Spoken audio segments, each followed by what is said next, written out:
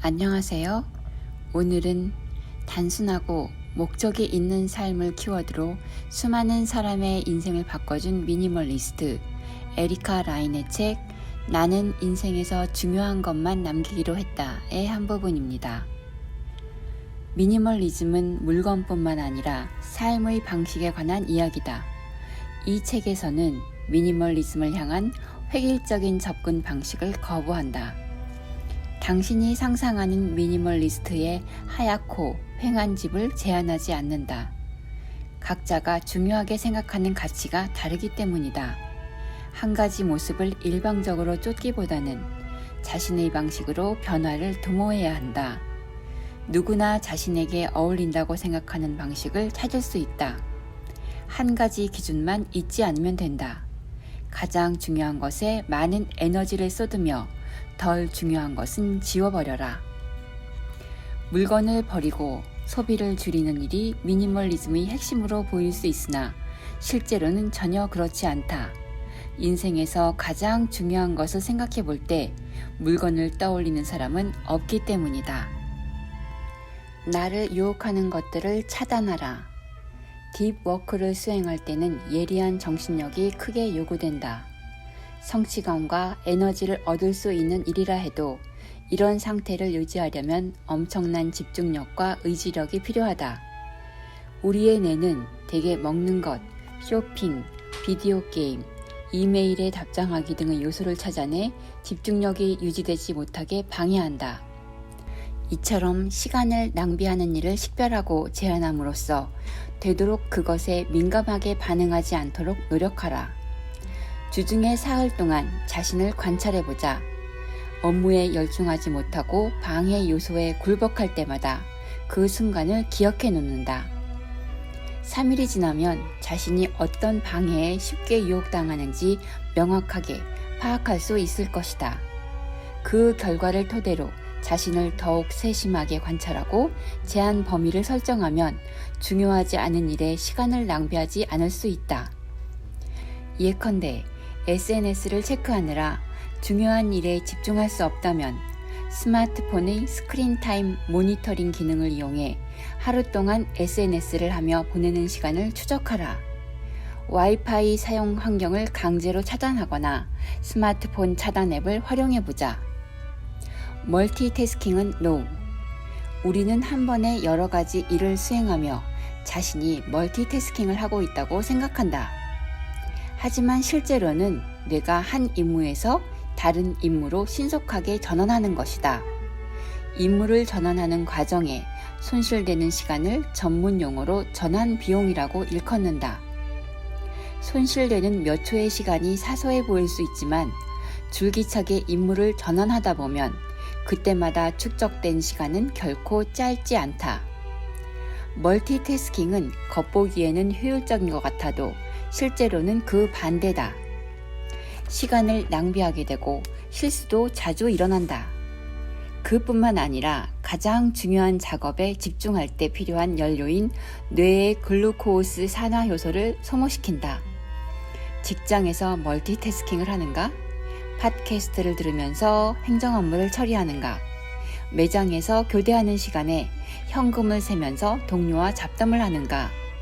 알람 소리가 일의 흐름을 방해하는데도 그대로 방치하는가? 멀티태스킹을 줄이고 한 번에 하나의 일을 처리하는 시간을 늘리자. 시간이 절약되는 것은 물론 중요한 작업에 더 높은 집중력을 발휘할 수 있다. 습관을 만들면 결정할 일이 줄어든다. 실리콘밸리에 매일 똑같은 옷을 입는 경영인이 많은 데는 이유가 있다. 무슨 옷을 입을지, 어떻게 시간을 보낼지 등 수많은 결정은 우리를 고단하게 만든다. 연구원들은 이런 현상에 결정 피로라는 이름까지 붙였다.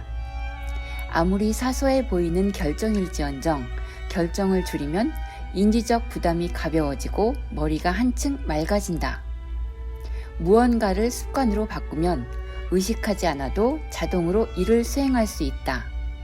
직장에서의 습관으로는 이메일을 확인하는 시간으로부터 오후에 활력소를 충전할 점심 메뉴에 이르기까지 다양할 수 있다. 인지 부담이 줄어들면 재능을 발휘할 공간이 더 커진다. 점심을 먹고 나면 일하기 어려운가? 창의력이 주로 요구되는 일을 아침에 처리하는가? 아니면 늦은 오후에 처리하는가?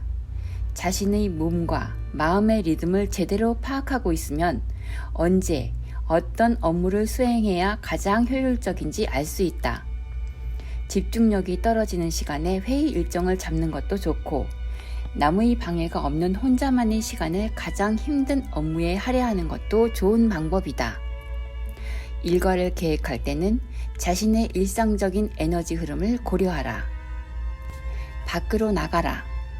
지금껏 뇌를 집중 모드로 맞추는 방법을 주로 살펴보았으나 뇌에는 또 다른 모드, 즉 확장 모드가 있다. 확장 모드는 우리를 도와 우리가 성취한 최상의 작업을 세상에 선사한다. 확장 모드의 뇌는 마음껏 배회하며 몽상에 잠긴다. 몽상에 잠길 때 뇌사진을 보면 정신이 마음껏 배회하는 동안 일부 영역에서는 뇌 활동이 실제로 증가한다. 그래서 사람들은 대개 샤워를 하거나 길게 뻗은 고속도로에서 운전을 할 때 가장 기발한 아이디어를 떠올린다. 뇌는 해방되었을 때 최고의 결과물을 만들어낸다. 뇌를 해방시키려면 규칙적으로 휴식을 취해야 한다. 단, 휴식의 질을 유념해야 한다. 사무실에서 일해본 사람이라면 누구나 휴게실의 딱딱한 소파에서 휴식을 취할 때와 야외로 나가 몸을 약간 움직이거나 신선한 공기를 마실 때의 차이를 알 것이다. 연구 결과는 후자가 전자보다 회복력이 크다는 사실을 뒷받침하며 나 역시 자연이 더 질 좋은 휴식을 제공한다고 생각한다. 자신이 원하는 방식대로 살아가기에 너무 늦은 때란 없다. 느닷없이 직장을 그만두고 벤에 몸을 실어 전국을 여행해야 한다는 뜻이 아니다.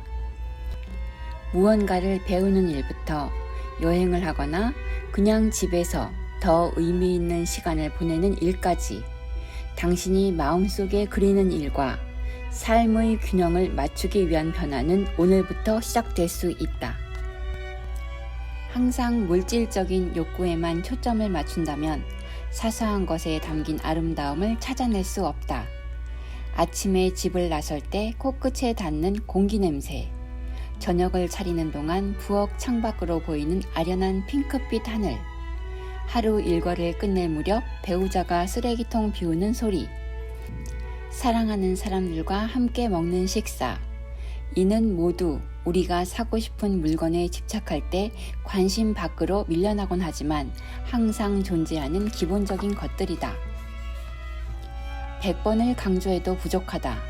전략적으로 우선순위를 정하지 않으면 미니멀리즘은 불가능하다. 사실 미니멀리즘이란 전략적으로 우선순위를 정하는 일이다. 돈을 소비하는 방식부터 인간관계, 우리의 소명이라고 느끼는 일까지 모든 것에 우선순위를 정하자. 하지만 우선 무엇보다 우선순위를 정해야 하는 것은 시간이다. 하루의 매 순간을 어떻게 보내는지에 따라 삶의 궤적이 달라지기 때문이다. 자신의 가치관을 가장 먼저 생각하며 그것을 뒷받침할 일들에 우선권을 주어라. 가끔은 몽상에 빠져라. 디지털 기기 중독이 얼마나 당신의 인생을 방해하고 있는지는 굳이 말할 필요가 없다. 당신이 직접 경험하고 있으니 굳이 나까지 나설 필요가 없다. 방에서 다른 방으로 걸어가는 그 짧은 시간에도 스마트폰을 내려다보는 당신은 방해를 받는다. 대화를 나누면서 앱의 알람 소리에 신경을 쓰는 친구와 함께 있을 때 매번 경험한다. 아무리 말을 건네도 손에 쥔 태블릿만 멍하니 쳐다보는 아이들을 볼 때 경험한다. 당신도 이미 아주 잘 알고 있다. 내가 묻고 싶은 것은 정신이 배회할 여유를 주는 것의 가치를 알고 있느냐는 것이다. 거의 언제나 당신의 손에는 스마트폰이 들려있고 귀에는 이어폰이 꽂혀있고 손가락 끝에는 키보드가 닿아 있다. 그 바람에 몽상에 빠지는 일이 얼마나 적은지 생각해 본 적이 있는가? 우리가 몽상에 빠질 때 뇌는 당면한 과제에서 멀어져 인간관계나 진로의 방향처럼 삶에서 더 중대한 문제로 넘어가기 시작한다. 그것은 매끄러운 자갈을 한 손에서 다른 손으로 툭 던지면서 눈앞에 펼쳐진 광경을 감상하는 시간과 비슷한 순간이다. 전자기기 중독에서 벗어나면 시간이 생기는 것은 물론이고 문제 해결 능력이 향상된다. 내가 전하는 유일한 경고는 이것뿐이다. 감사합니다.